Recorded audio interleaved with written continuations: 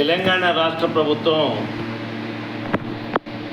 25-26 సంవత్సరానికి గాను ప్రవేశపెట్టిన బడ్జెట్ 3,04,965 కోట్ల రూపాయలతో గత సంవత్సరంతో పోలిస్తే 30,000 కోట్లు మాత్రమే సుమారుగా అందాజగా ఎక్కువ బడ్జెట్ని ప్రవేశపెట్టింది. ముఖ్యంగా తెలంగాణ రాష్ట్రంలో 10 సంవత్సరాల బీఆర్ఎస్ పార్టీని ఓడించడానికి 6 గ్యారంటీలు, 7వ గ్యారంటీ ప్రజాస్వామ్య పరిరక్షణ. ఈ 6 గ్యారంటీల పథకాన్ని అమలు చేయడానికి, అందులో ముఖ్యంగా వ్యవసాయ రంగానికి, విద్యా వైద్యానికి కేటాయింపులు మనం ఒకసారి పరిశీలిస్తే ఎక్కడ వేసిన గొంగడి అంటే అక్కడే ఉన్నట్లుగా చందంగా ఉంది. దాదాపుగా విద్యకు 15% బడ్జెట్లో కేటాయిస్తానని చెప్పేసి హామీ ఇచ్చిన 7% దగ్గర 8% కేటాయింపులతో సరిపుచ్చుకొని గతంలో కూడా పరిపూర్తి చేయలేదు ఇది కేటాయింపుల్లో. అట్లాగే వ్యవసాయ కార్మికులకు ఇచ్చిన హామీని నిలబెట్టుకోవడానికి అనేక కండిషన్స్, షరతుల్ని విధించి ఇవాళకి కూడా ఏదైతే గత సంవత్సరం కానీ తర్వాత ఈ కేటాయింపుల్లో కానీ వ్యవసాయ రంగానికి, వ్యవసాయ కార్మికులందరికీ కూడా సంవత్సరానికి 12,000 రూపాయల ఏదైతే పెన్షన్ ఇస్తామని చెప్పేసి లేదా ఆర్థిక సౌకర్యాన్ని కల్పిస్తామని చెప్పిన హామీ గత సంవత్సరం పరిపూర్తి కాలేదు. ఈ బడ్జెట్ కేటాయింపులను ఒకసారి పరిశీలిస్తే అది పరిపూర్తి కాదని చెప్పేసి మేము గుర్తు చేస్తూ ఉన్నాం.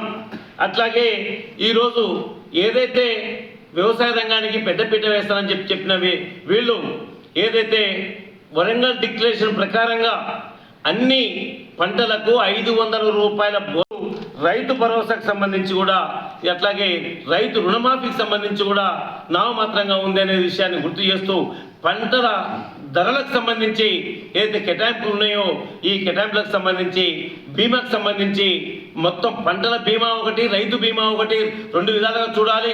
ఈ కేటాయింపుల్లో కూడా నామమాత్రంగానే ఉందనే విషయాన్ని మేము గుర్తు చేస్తూ ఏది ఏమైనప్పటికీ ఈరోజు ఏదైతే మన తెలంగాణ బడ్జెట్ ప్రజా ఆమోదయోగ్యమైన బడ్జెట్ కాదు, ఈ అట్లాగే కొంతమందికి మాత్రమే ఉపయోగకరంగా ఉండే బడ్జెట్ అని చెప్పేసి ఇది పాత సీసాలో కొత్త సార్ అన్నట్లుగా అదే పాట పాడుతున్నది తప్ప మరొకటి కాదనే విషయాన్ని సిపిఐఎంఎల్ మాస్ లైన్ ప్రజాబంధ భావిస్తూ ఉంది.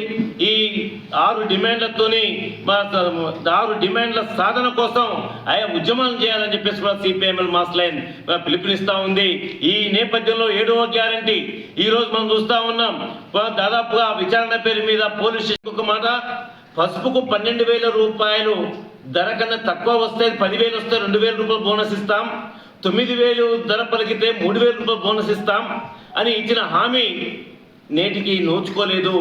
500 రూపాయల బోనస్ కూడా ఈరోజు ఏదైతే చూస్తే సన్న వడ్లకు మాత్రమే దాన్ని వర్తింపజేసి అందులో సగం పైగా ఎగనామం పెట్టింది గత సంవత్సరం. ఈ సంవత్సరం కేటాయింపులు ఒకసారి చూసుకున్నప్పుడు దాదాపుగా 1,800 కోట్ల రూపాయలు మాత్రమే కేటాయించారు. ఈ 18 కోట్ల రూపాయలు అన్ని పంటలకు వర్తింపజేస్తే ఇది సరిపోదనే విషయాన్ని కూడా నేను ఇచ్చేస్తా ఉన్నాను. ఈ కేటాయింపుల్లో కూడా ఇదే ఉంది అని చెప్పేసి గుర్తు చేస్తూ, అట్లాగే డబుల్ బెడ్రూమ్లు కానీ, కార్మికులకు ఇవ్వాల్సిన పెన్షన్స్ కానీ, వికలాంగులకు ఏదైతే హామీ ఇచ్చినట్టుగా 6,000 రూపాయల పెన్షన్ కానీ, ఈ పెన్షన్లు అన్నింటినీ ఒకసారి మనం పరిశీలిస్తే ఈ పెన్షన్ల పథకాలు కూడా అమలుకు నోచుకోవని చెప్పేసి కూడా గుర్తు చేస్తాం. అందరికీ హాయ్, నేను మీ నిరుపమ్ని. Please subscribe to KV9 news. Like చేయండి, షేర్ చేయండి, మా మిత్రుల్ని ఆశిస్తాను.